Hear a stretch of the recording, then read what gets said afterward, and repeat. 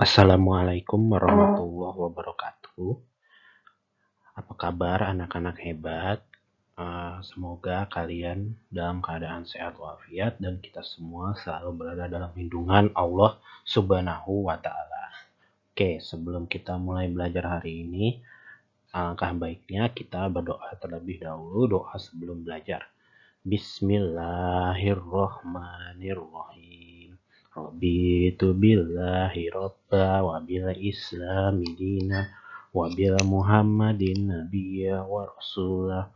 Rabbi zidni ilma warzuqni fahma. Amin ya rabbal alamin. Oke, pada kesempatan hari ini kita akan belajar tematik. Kita masuk di tema 5, pahlawanku. Subtema 1, perjuangan para pahlawan. Oke, kita akan masuk di pembelajaran 5 dan pembelajaran 6. Muatan pembelajarannya yaitu yang pertama ada IPS, KD 3.4, mengidentifikasi kerajaan Hindu, Buddha, dan Islam di lingkungan daerah setempat, serta pengaruhnya pada kehidupan masyarakat masa kini. Yang kedua ada SPDP, KD 3.2, mengetahui tanda tempo dan tinggi rendah nada. Yang ketiga bahasa Indonesia, KD 3.7, menggali informasi baru yang terdapat pada teks non-fiksi. Dan yang terakhir PPKN, KD 3.1, memahami makna hubungan simbol dengan sila-sila Pancasila. Oke, langsung saja. Kita masuk di pembelajaran kelima. Kita masuk di muatan IPS KD 3.4, yaitu perjuangan tokoh kerajaan Hindu dan Buddha. Nah, berikut ini tokoh-tokoh masa kerajaan Hindu dan Buddha beserta pencapaian yang telah dilakukan. Yang pertama ada Raja Mulawarman dari kerajaan Kutai di Kalimantan Timur.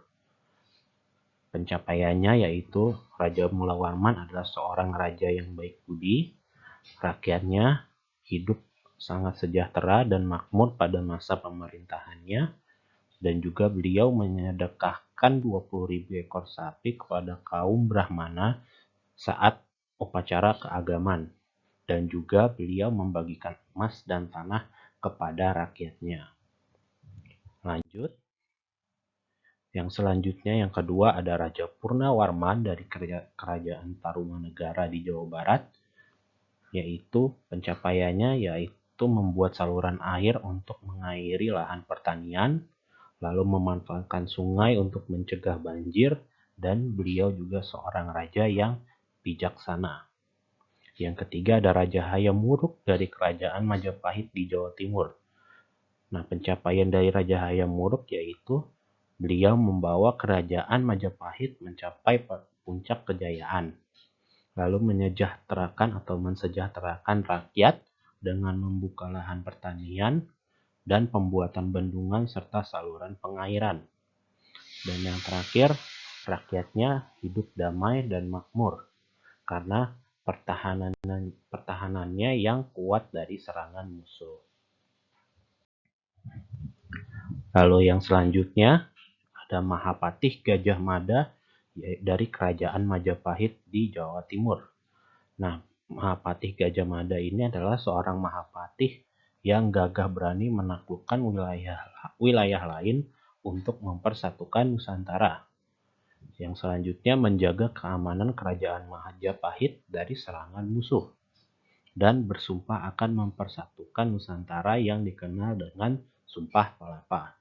Nah, ini adalah contoh relief dari Mahapatih Gajah Mada sedang memegang keris. Nah, relief ini dapat kalian temukan di kawasan Monumen Nasional atau Monas. Dan yang terakhir yaitu ada Raja Balaputradewa dari kerajaan Sriwijaya di Sumatera Selatan. Nah, berkat tangan dinginnya kerajaan Sriwijaya ini telah sampai di masa kejayaannya atau mencapai kejayaannya. Lalu membuat kerajaan Sriwijaya dikenal sebagai kerajaan maritim yang kuat dan menjadi pusat perdagangan di Asia Tenggara.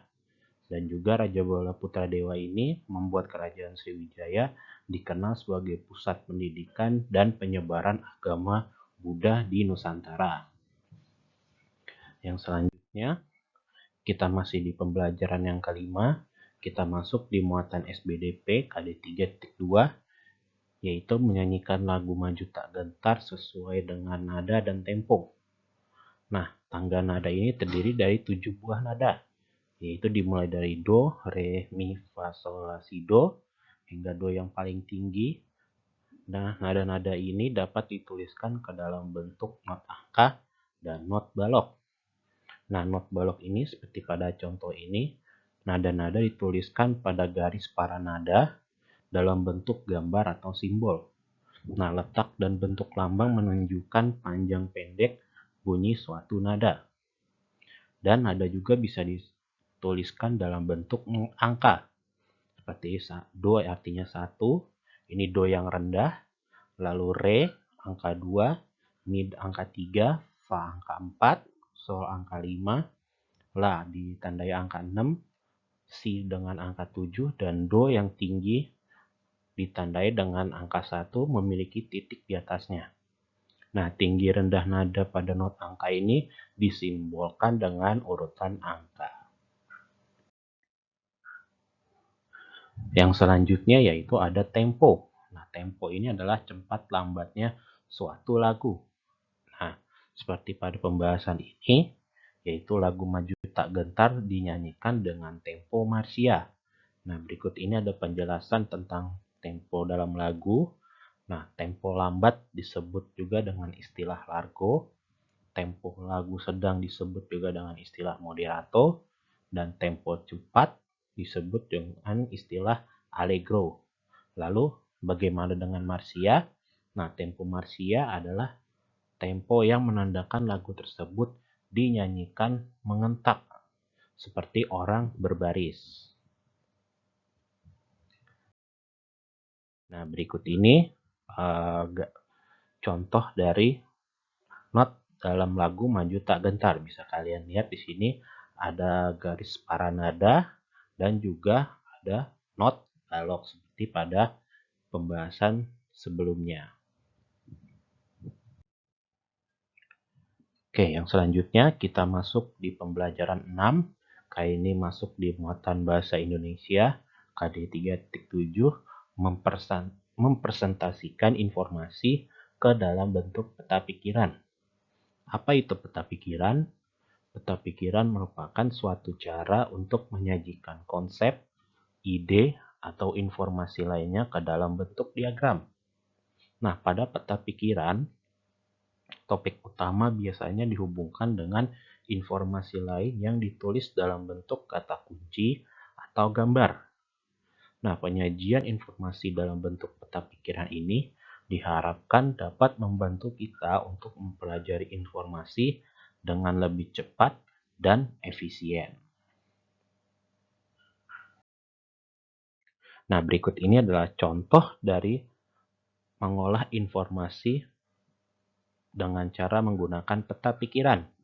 Kita ambil contoh, nama tokohnya adalah Insinyur Soekarno. Di sini ada beberapa informasi yang dapat kita lihat, ada dari tempat lahir atau tempat tanggal lahir, pendidikan beliau, perjuangan yang dilakukan, lalu sikap yang bisa kita teladani, dan juga kesimpulan dari informasi tentang peta pikiran seorang Insinyur Soekarno. Selanjutnya, kita masih di pembelajaran yang ke-6.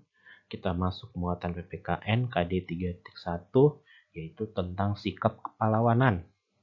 Nah, berikut ini contoh nilai-nilai kepahlawanan yang sesuai dengan pengamalan sila Pancasila dalam kehidupan sehari-hari.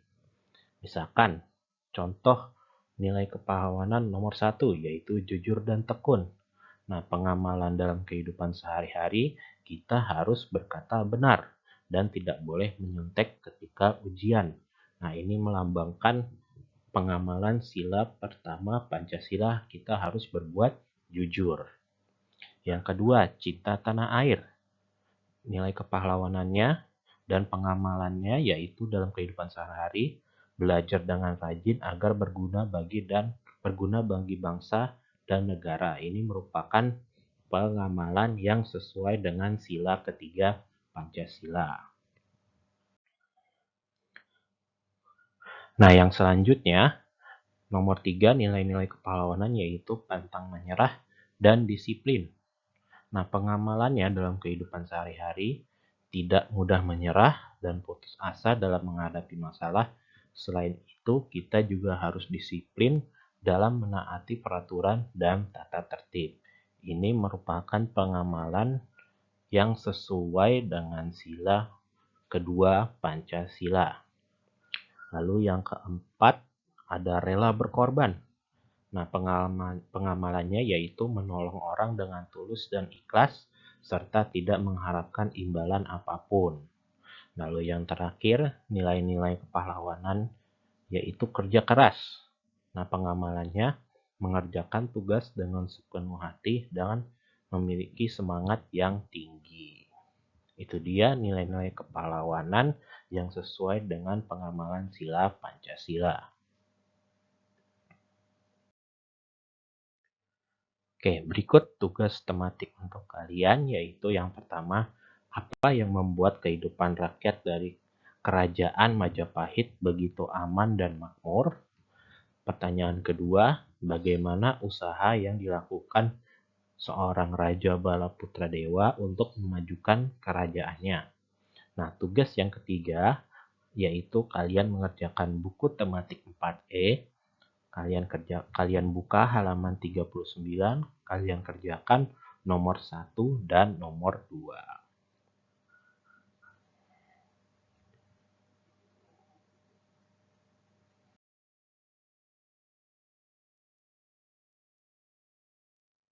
Nah, demikian materi dari pembelajaran 5 dan pembelajaran 6 yang dapat Bapak sampaikan.